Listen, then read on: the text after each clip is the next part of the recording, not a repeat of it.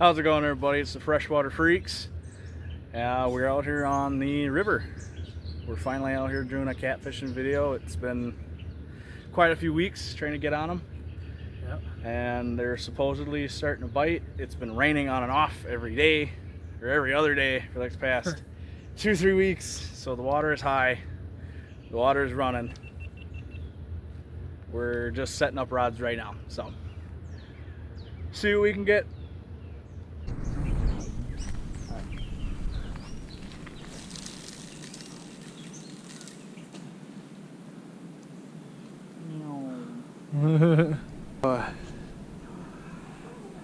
I already snapped off all of my gears. So buddy here's gonna actually catch some fish, and I'm just gonna think about it. Anyways, we'll see when we start getting them. We're recording. Buddy here's got one. Fish on, fish on. Starting to feel a lot bigger now.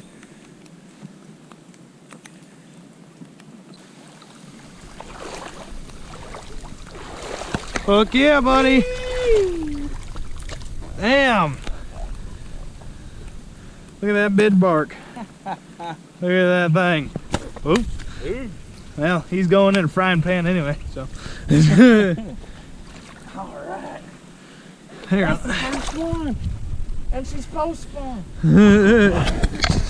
Oh, there I am messing up the camera. Alright.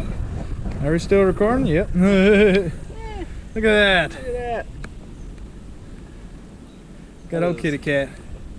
It's a good eater. Around here anyway. Yeah. Oh, yeah. In the frying pan. There we go. So this is all we're doing right now. It was raining on and off, so we parked the car closer to the boat landing, and it's been a couple hours since that last cat, but we're getting, I don't know if they're hits or they're runovers, but they're messing with us hard. So we'll see how this goes, and in half hour 45, if we don't catch another fish, we're probably gonna pack her up. So stay tuned, I guess. Cooperate.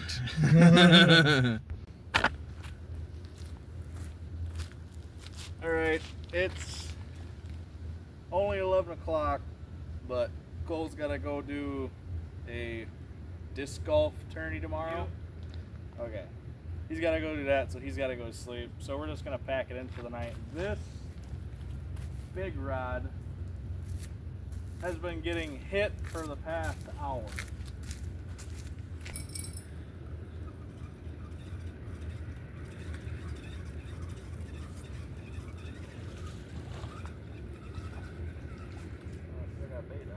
You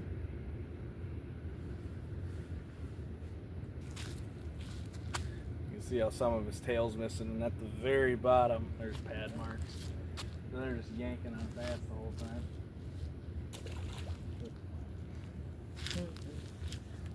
Well, that is going to conclude it for tonight. I don't really think we have a whole lot of footage for just catfishing, so I think what we're gonna do is, since we did catch one, I think we're gonna do a catch and cook video. Yep. Because I think we're also frying tomorrow. Yeah, I think we're supposed to have a fish fry tomorrow too. So that's what this video is gonna be. It's a catfish catch and cook. So yeah,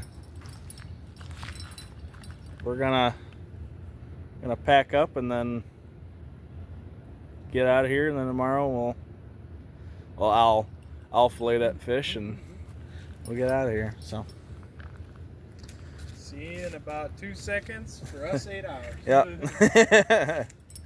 We will continue this tomorrow.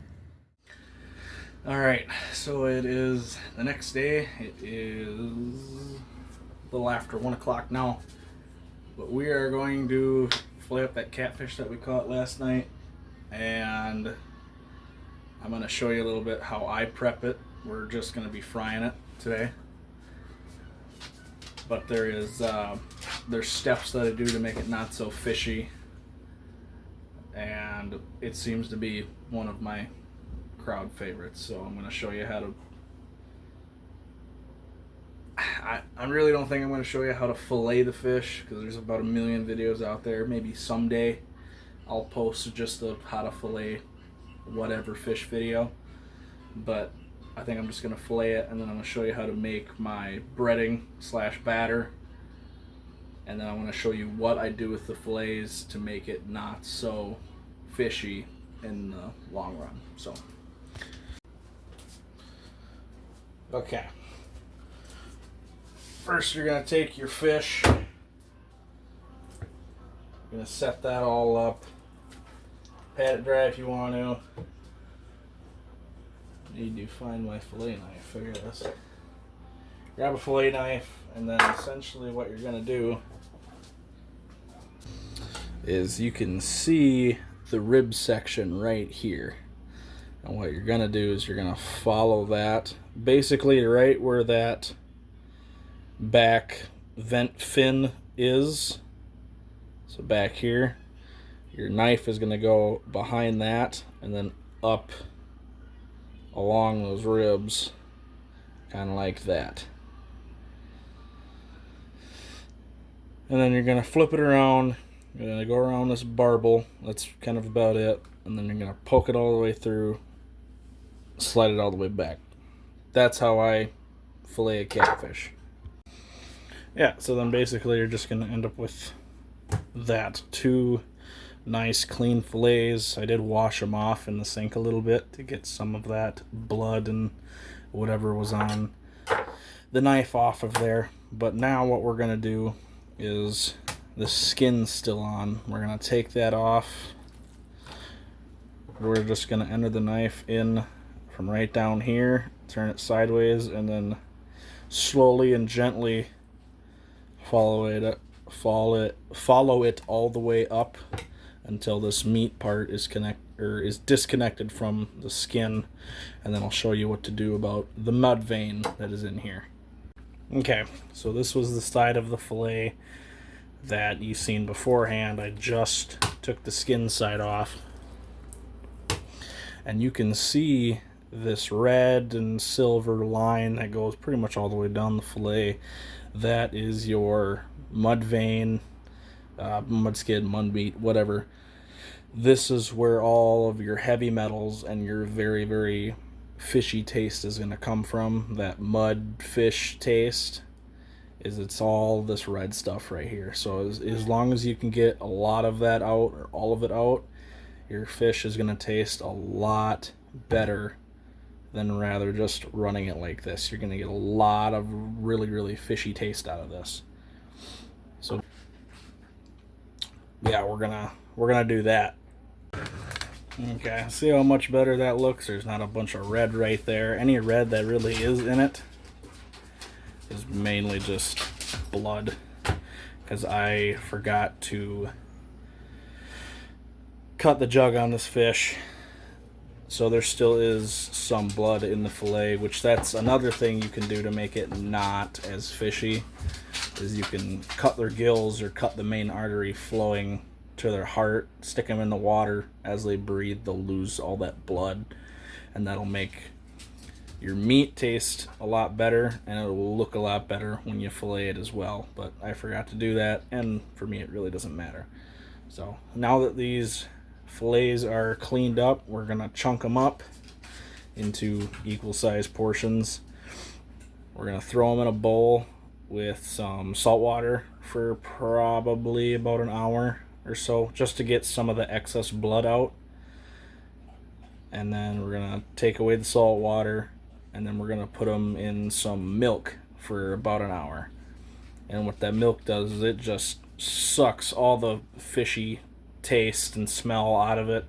I don't know the magic behind that, but I've been doing that for years. My dad has, my grandpa has. They've all done it. So we're gonna put them in salt water for 30 minutes, half an hour, whatever. Get the extra stuff out of it, and then put it in a thing of milk for a little while, and then before we fry it, roll it in some of my homemade batter, which I'm going to show you how to make real quick, and then dip in the batter, throw it in the fryer, 4 to 5 minutes or golden brown, and it's done. It's amazing. So after I get these chunked up and in the salt water, I'm going to show you how to make my batter. Alright, so this is the setup for my breading or batter. Oh, I forgot a couple of things yet. Alright. Can't forget that. And open that.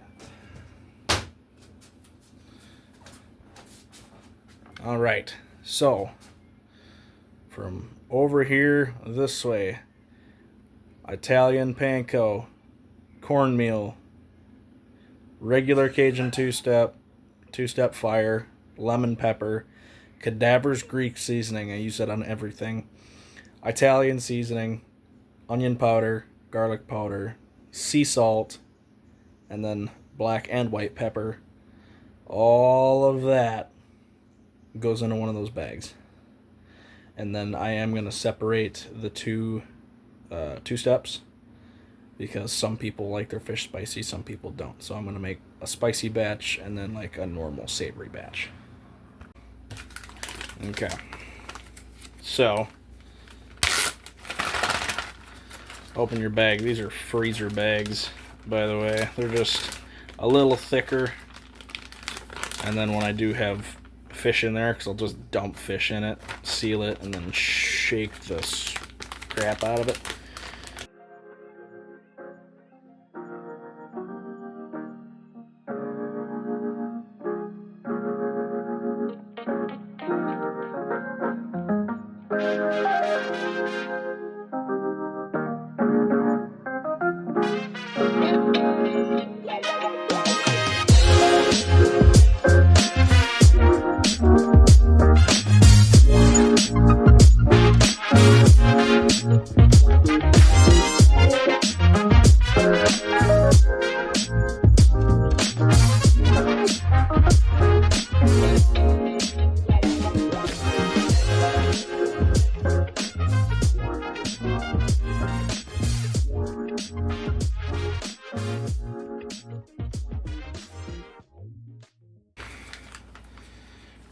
Basically the same thing. The only difference is instead of this, we're going to put the fire in there.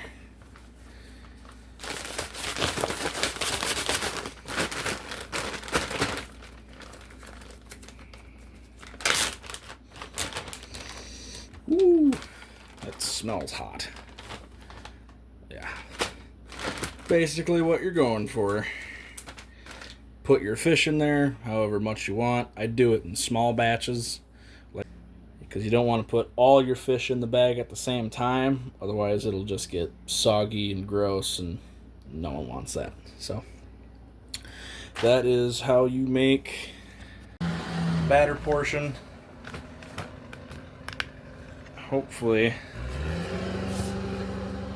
you guys can use something like that. That's what I use for most of my fish and chicken, which will be frying up some chicken tenders too. It all works the same, but I like having options for when I'm making food for people. Usually these are my best takers. I think on the menu is that catfish. We're gonna make sure that gets recorded in there. And then I think Cole's thawing out some panfish too. Just something from either last winter or last spring or something. So we'll have panfish, and then we'll have catfish, two of probably the best eating fish that you're gonna find. And then we're gonna do a taste test or comparison or whatever between the catfish and the panfish. I think the catfish is gonna win. I love eating catfish. I just really don't like messing with them. I don't like cleaning them, because I've been doing. It used to be, every catfish I caught, it'd get filleted. So I had pounds and pounds and pounds of catfish in my freezer that no one ate except for me. And it wasn't until I started cooking it and giving it to other people that people started wanting more catfish. So, eat your catfish. But yeah, this next clip should be us frying it at wherever, and then we'll go from there. Alright, so we have arrived at our cookout spot. Got the deep fryer warming up right now. And we got two things out here right now. So this is just cut up chicken and chicken tenders for the people who don't like the fish, and then this is the catfish that I had soaking in milk for about an hour. So that should be really good. I got the breading over here. We got more fish thawing out inside. And then all we got to do is wait to actually cook it, and then we'll be good to go. Alright, so got the fryer going. Right now I have my chicken in there right now. I was waiting for our panfish to thaw out. I believe I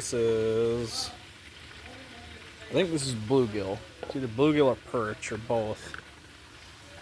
But we're gonna try some of that too. I'm gonna wait till this chicken is done, and then as soon as I start, I think I'm gonna end up doing the catfish first, and then I'll do the panfish after. The panfish takes way less time to cook than the catfish does because they're thin, like tater chips, as soon as they're done. But wait for that chicken to get done, and then once that chicken's done, showtime. Alright guys, so the chicken is done. I got both spicy and savory done. We're gonna take the catfish now, and we're gonna do half and half savory, half spicy.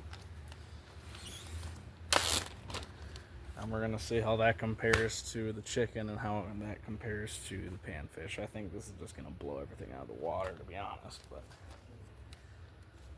we'll start with spicy first. Alright.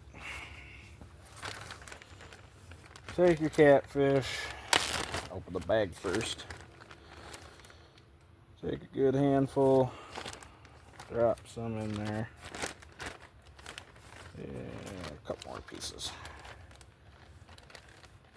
That's good.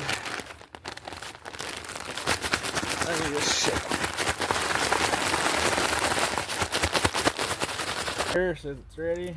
Get the lid off.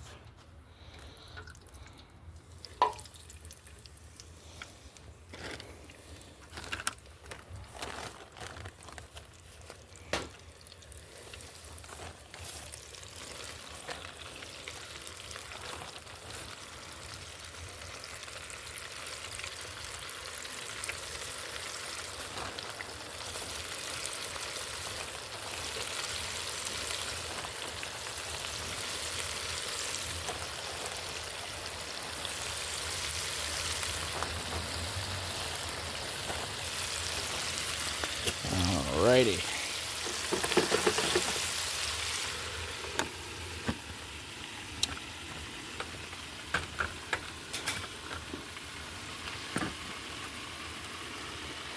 Have it at 375 right now, and I'm going to let that go until they're either golden brown or they're all floating. That's how you know they're done. Alright, so catfish just came out. That looks amazing. Now we're going to move on to savory. Put it all in there. The green light's on, she's ready to go. Put the savory in there. Do do do do do.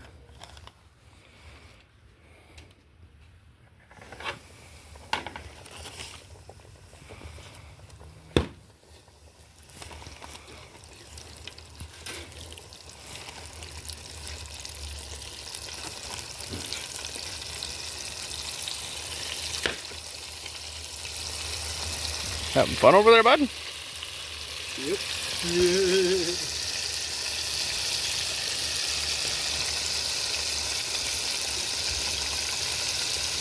Alright. Looks pretty good.